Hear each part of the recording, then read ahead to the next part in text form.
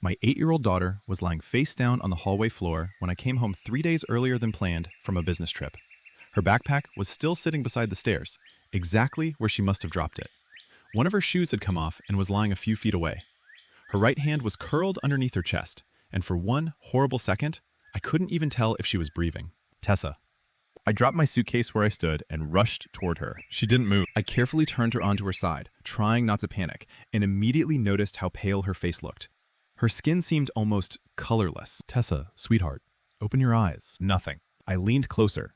Then I heard it. Slow, shallow breaths. She was breathing, but barely. Behind me, I heard the quiet sound of glass touching the kitchen counter. I turned my head. My wife, Zena, was standing in the kitchen doorway.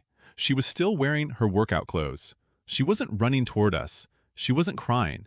She wasn't even looking particularly worried. She was simply watching. And the calm expression on her face scared me more than anything else in that moment. What happened? I demanded. Zena looked at Tessa, then back at me. She's fine, Kevin.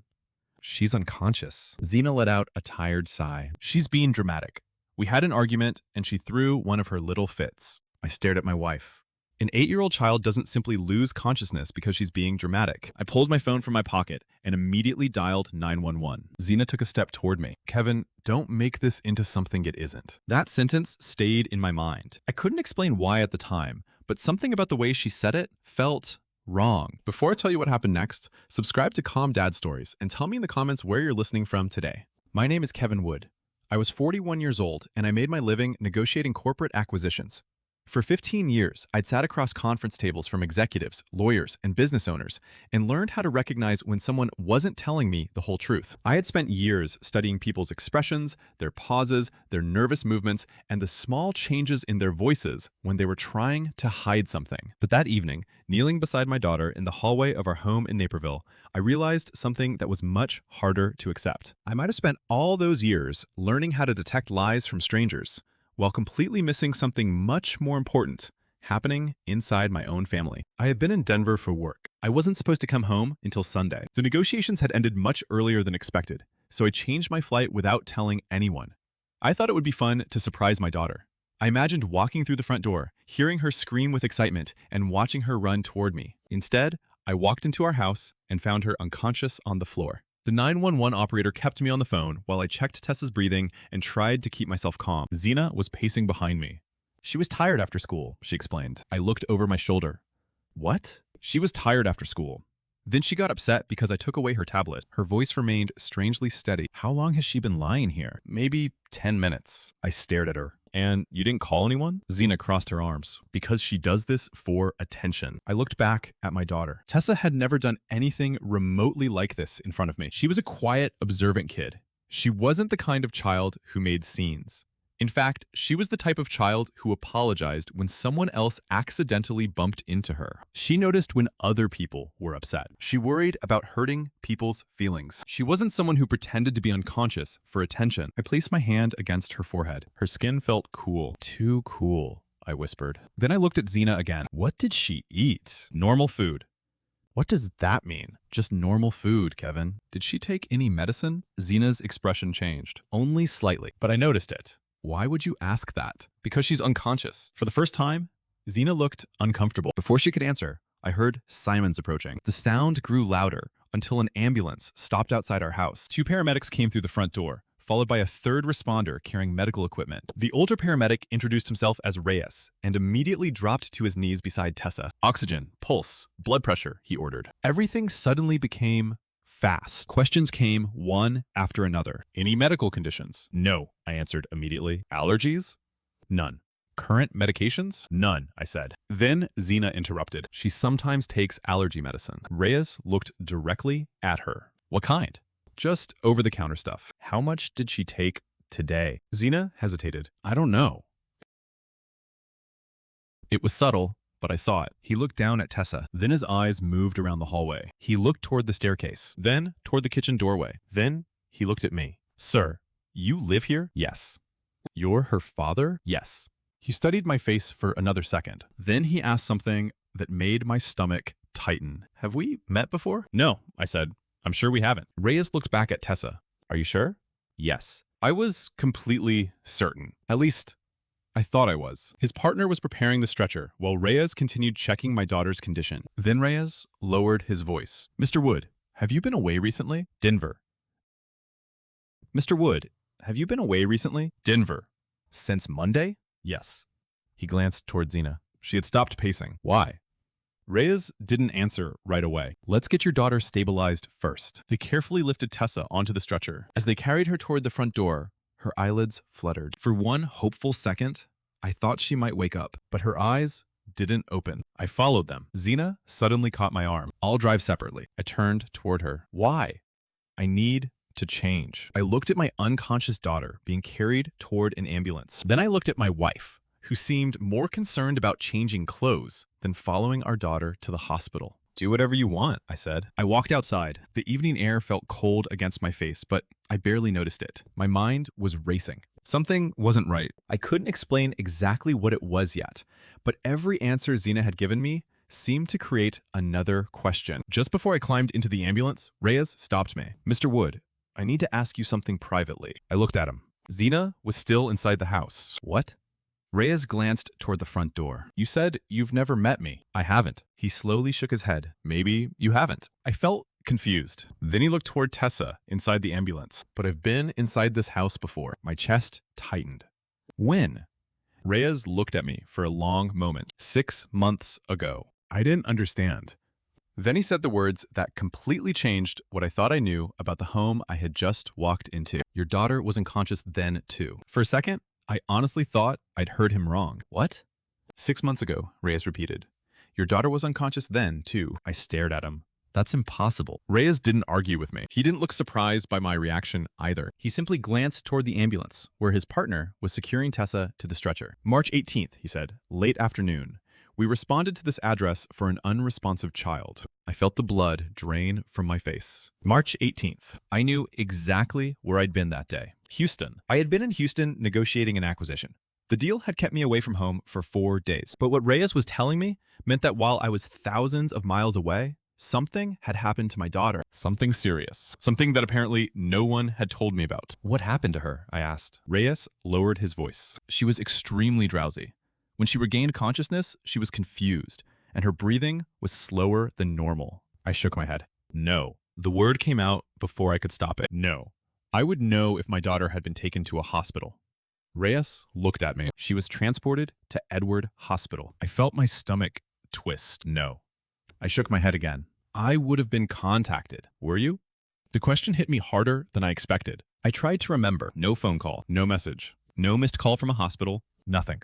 How did I not know? Reyes didn't answer immediately. Behind us, the front door opened. Zena stepped outside, carrying her purse. Reyes glanced toward her. Then he looks back at me. The adult who was present told us you were overseas and couldn't be reached. I slowly turned toward Zena. She stopped walking when she realized we were talking about her. I stared at my wife. I wasn't overseas, I said quietly. Zena didn't answer. I was in Houston. Reyes's expression became slightly harder. That's what we were told. I felt something cold move through me. Not fear, exactly. Something worse. The realization that there were things happening in my own home that I didn't know about. Why was Tessa unconscious? I asked. Reyes looked at me. The suspected cause was excessive antihistamine exposure. My stomach turned. Accidental? At the time, we were told she had gotten into the medication herself. I looked through the open ambulance doors. My daughter was lying there, surrounded by medical equipment. 6 months earlier, she had been taken from this same house, unconscious. She had been confused. Her breathing had slowed. She had been transported to a hospital. And somehow, that entire medical emergency had disappeared from my life without a single person thinking her father needed to know. I couldn't understand it. I couldn't make it fit. How old was she? I asked, even though I already knew the answer. 7. 7 years old. A 7-year-old child had apparently gotten into enough medication to lose consciousness. She had needed an ambulance. She had gone to the hospital, and her father had never been told. I looked at Reyes. He held my gaze. For the first time since I had come through the front door, I understood that the unconscious child in that ambulance wasn't simply the victim of another argument. Something had happened before, something I had never been told, and now it was happening again. My daughter was 8 years old. She was unconscious for the second time. The same house, the same family. And my wife had been standing only a few feet away, calmly telling me that our daughter was simply being dramatic. I looked towards Zena. She was standing near the front steps, with her purse hanging from one hand. Her face was unreadable. I suddenly remembered the way she had reacted when I first found Tessa. Not panic, not fear, not confusion. Calm. Too calm. And then I remembered her words. Kevin, don't make this into something it isn't. I had thought she was trying to stop me from overreacting. Now I wondered if she had been trying to stop me from asking questions. Reyes looked back at Tessa. Then he looked at me again. Mr. Wood, he said quietly, we need to make sure your daughter is safe. I nodded, but I could barely speak. Because for the first time, I wasn't only afraid of what had happened to my daughter, I was afraid of what might have been happening to her while I was away. And standing there, outside my own house, with the ambulance lights flashing across the walls, I realized that the biggest question wasn't why Tessa had collapsed that evening. It was why nobody had told me about the first time. Never again. Tessa leaned against me without saying another word. That was the moment the arrest finally became real to me. Not because Zena had been humiliated at Sullivan's, not because handcuffs had replaced the perfect image she had spent years carefully protecting. It mattered because the little girl beside me finally understood that the person who had frightened her no longer controlled the door to her own home. Later that afternoon, Jennifer called to remind me what needed to happen next. Locks, access codes, school authorization, medical contacts, every remaining connection Zena could use to get to Tessa. I looked down at my daughter resting against my shoulder. For 15 years, I had made a living closing complicated deals. But this time, there would be no negotiation, no compromise, and no second set of terms. Zena had spent months waiting for me to leave town before hurting my daughter. From that day on, I was determined to make sure she never got another chance. Tessa came home 2 days later. Before we left the hospital, she asked me the same question 3 times. Zena really can't be there? Each time, I gave her the same answer. She won't be there. When we pulled into the driveway, Tessa remained in the passenger seat, staring at the house. I didn't hurry her. The locks had been changed. The garage code was different. Zena's access to the security system was gone. Her name had been taken off Tessa's school pickup list, medical contacts, and every account that could give her information about my daughter. Jennifer had made sure the protective order covered what was important. Joyce had made sure Tessa's case stayed active. The criminal investigation would continue without us trying to control it. Ready? I asked. Tessa nodded. We walked inside together. She stopped in the hallway, almost in the exact spot where I had found her unconscious days before. I watched her face, worried that the memory might become too much for her. Instead, she took a long breath. It smells different. Different how? She thought for a moment, like when you open a window. I had to turn away for a second. Nothing in the house had physically changed, except the locks. But to Tessa, safety apparently had a smell. That evening, I ordered deep dish pizza from her favorite place. We ate on the couch and watched a documentary about sea otters because Tessa had recently decided they were the funniest animals on Earth. Halfway through the movie, she asked, "Are you going away for work again?" The question was quiet. Not for a while. Because of me? Because I need to be here. She looked down at her pizza. I don't want you to lose your job. Then I understood just how deeply Zena's words had gotten inside her. Tessa, listen to me. My job is important. You are more important. And none of this happened because I traveled. It happened because an adult made choices she was never allowed to make. So it's not my fault? Not even 1%. She leaned against me. Later, her breathing became slow and steady. For a second, the sound scared me. I touched her shoulder. She stirred, annoyed. Daddy, I'm sleeping. I almost laughed. I know, but I didn't know. Not anymore. For months, sleep had meant something completely different in this house. Now, my daughter was simply tired after pizza and a movie, sleeping because she felt safe enough to close her eyes. I carried her upstairs and tucked her into bed. At the doorway, she whispered, "You're staying home tonight?" "I'm right downstairs." "Promise?" "Promise." The weeks that followed weren't simple. Tessa started working with a child therapist. Some nights, she slept normally. Other nights, she checked twice to make sure the bedroom door wasn't locked from the outside. I stopped expecting a quick recovery from either of us. Healing wasn't another deal I could close by Friday afternoon. The legal process continued. Investigators collected additional medical and pharmacy records, while Jennifer handled the separation and every necessary court filing. I followed her advice and stayed away from Zena. I didn't need revenge. I needed distance, accountability, and a daughter who no longer felt afraid to be alone in her own home. Months later, I cut down my travel schedule. Not because Tessa needed me watching her every second, but because I finally understood something I had missed while building a successful career. Providing a beautiful house wasn't the same as knowing what happened inside it when I wasn't there. I couldn't change that. I could only make sure I never overlooked it again. One Saturday morning, I found Tessa making pancakes in the kitchen. She spilled batter all over the counter and laughed instead of immediately saying sorry. That small sound meant more to me than any courtroom result ever could.